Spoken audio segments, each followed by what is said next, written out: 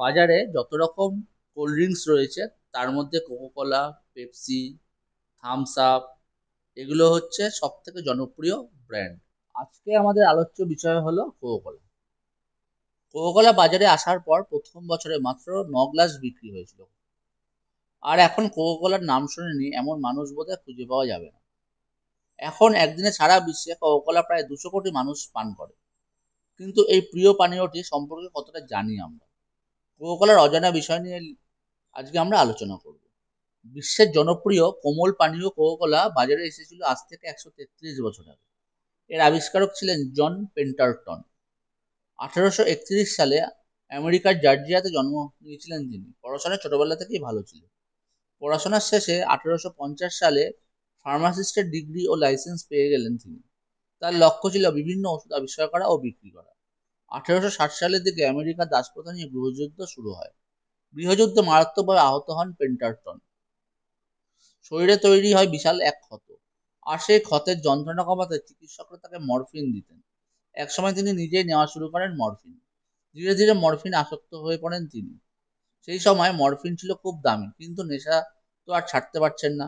ল্যাবরেটরিতে মরফিনের বিকল্প হিসেবে তিনি নানা ধরনের গবেষণা করতেন। আর সেই বিকল্প হিসেবে তিনি কোকো পাতার সঙ্গে ওয়াইন মিশিয়ে তৈরি করতেন এক ধরনের পানীয়। কোকো গাছ থেকে তৈরি হতো কোকেন, তাই সেই পানীয় খেলে বেশ খানিকটা নেশার ভাবও আসত। 1886 সালে অ্যালকোহলিক পানীয়ের বিরুদ্ধে আইন তৈরি হয় আমেরিকায়। তখন ওয়াইন বাদ দিয়ে তিনি নতুন রেসিপি পানীয় তৈরি করেন। কোকো পাতার সঙ্গে কোলা নামক বাদামের গুঁড়ো মিশিয়ে তৈরি হয় এক ধরনের পানীয়। সেখানে থাকতো এক ধরনের ঘনীভূত ঘন চিনির সিরাপের ঝাঁঝালো উপকরণ। এই কোকো পাতাকে আরো কিভাবে বিভিন্ন রেসিপিতে খাওয়া যায় সেটা নিজের তাগিদেই ল্যাবরেটরিতে বসে আবিষ্কার করতেন তিনি। একসময় সোডা ওয়াটারের সঙ্গে মেশালেন কোকো পাতার গুঁড়ো ও কোলা বাদামের গুঁড়ো। এটা ছিল মূলত ওয়াইন কোলার অ্যালকোহল মুক্ত সংস্করণ। মূলত নেশার দ্রব্য আবিষ্কার করতে গিয়ে তিনি আবিষ্কার করে ফেললেন আজকের জনপ্রিয় পানীয় কোকোকোলা। সোডা ওয়াটার, কোকো পাতা আর কোলা বাদামের গুঁড়ো মিশ্রিত তার আবিষ্কৃত সেই পানীয় একদিন তার বন্ধু ফ্র্যাঙ্ক ম্যাসন রবিনকে পান করান। উচ্ছ্বসিত বন্ধু তাকে বলেন যে এটা বাজারজাত করতে, কিন্তু বাজারজাত করতে গেলে তো একটা নামের প্রয়োজন হয়। যেহেতু এর উপাদান ছিল মূলত কোকো পাতা আর কোলা বাদাম, তাই রবিনসন এর নাম দেন কোকা কোলা। কোকা কোলা প্রথম বিক্রি হয় 8ই মে 1986 সালে যুক্তরাষ্ট্রের জর্জিয়ার অঙ্গরাজ্য আল্টার্টা শহরে। প্রতি গ্লাসের মূল্য ছিল 5 সেন্ট। বাজারজাত কারণে প্রথম বছর কোকা কোলা বিক্রি হয়েছিল মাত্র 9 গ্লাস। এটি প্রথমে ওষুধ হিসেবে ফার্মাসিস্টদের নার্ভ সতেজ রাখার টনিক হিসেবে বিক্রি করা হতো। উল্লেখ্য, প্রথম দিকে কোকা কোলার সঙ্গে কোকেন মেশানোর বিষয়টি কিন্তু যথেষ্ট প্রচলন ছিল। 1903 সাল থেকে কোকা কোলাতে কোকেনের ব্যবহার কমতে থাকে। 1929 সালে কোকাকোলাতে কোকেন পুরো বিলুপ্ত হয়ে যায়। যদিও বন্ধুর সঙ্গে এই বাজারজাত করলেন তিনি, কিন্তু পুরো রেসিপি তিনি বন্ধুকে জানালেন না। নিজের কাছেই রেখে দিলেন এই রেসিপির গোপন ফর্মুলা।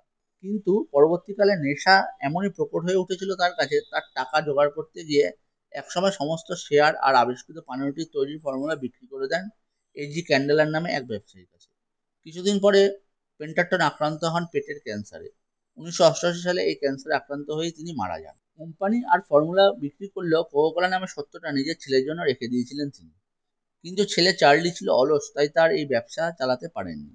নামের সত্ত্ব বিক্রি করে দেওয়ায় কিছুদিন পর মারা গেলেন তিনি।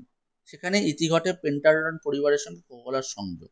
ক্যান্ডেলারের হাত ধরে কোকাকোলা প্রবেশ করে এক স্বর্ণযুগে। 1892 সালে কান্ডালার কোকাকোলা কোম্পানি প্রতিষ্ঠা করেন। সেই সময় তার মূলধন ছিল $1,00,000। তবে তিনি পেন্টারটনের রেসিপিতে কিছু পরিবর্তন আনেন। তিনি এর সঙ্গে যুক্ত করেন কার্বোনেটেড ওয়াটার বা কার্বন ডাই অক্সাইড মিশ্রিত পানি। মূলত তার হাত ধরে কোকাকোলা কোম্পানি জনপ্রিয় হয়ে ওঠে। নতুন স্বাদের এই কোকো বাজারে মাত করতে থাকে। শুরুর দিকে গ্লাসে করে বিক্রি হলেও এই জনপ্রিয়তার কারণে 1894 সালে তা বোতলজাত করে বিক্রি করতে শুরু করে। সময়ের সঙ্গে সঙ্গে কোকাকোলা জনপ্রিয় হতে থাকে। অল্প দিনের মধ্যেই পৃথিবীর সবচেয়ে বড় সফট ড্রিঙ্কস নির্মাতা ও বিক্রেতা কোম্পানিতে হয়ে ওঠে কোকাকোলা কোম্পানি। 1919 সালে আর্নেস্ট উডফার্ন $25 মিলিয়ন দিয়ে ক্যান্ডেলারের কাছ থেকে কোকাকোলা কিনে নেন। তিনিও ক্যান্ডেলারের মতে কোকাকোলার মান উন্নয়ন এবং বোতলজাত করায় বেশি জোর দেন। তিনি এই পানীয়টিকে ঠান্ডা বোতলে বাজারজাত করায় এটি দারুণ সফলভাবে ব্যবসা শুরু করে। তারপর কয়েক বছর পরেই তার ছেলে রবার্ট উইমস কোকাকোলার চেয়ারম্যান হন এবং মূলত তার হাত ধরে কোকাকোলা বিশ্বব্যাপী জনপ্রিয় হয়ে ওঠে। বন্ধুরা, আমার এই চ্যানেলটিকে যদি আপনাদের ভালো লেগে থাকে, তাহলে যারা ফেসবুক থেকে আমার চ্যানেলটিকে দেখছেন তারা এটিকে দয়া করে লাইক এবং ফলো করবেন এবং শেয়ার করবেন। এবং যারা ইউটিউব থেকে দেখছেন তারা দয়া করে সাবস্ক্রাইব করবেন এবং আমার এই ভিডিওটাকে শেয়ার করে দেবেন। ধন্যবাদ।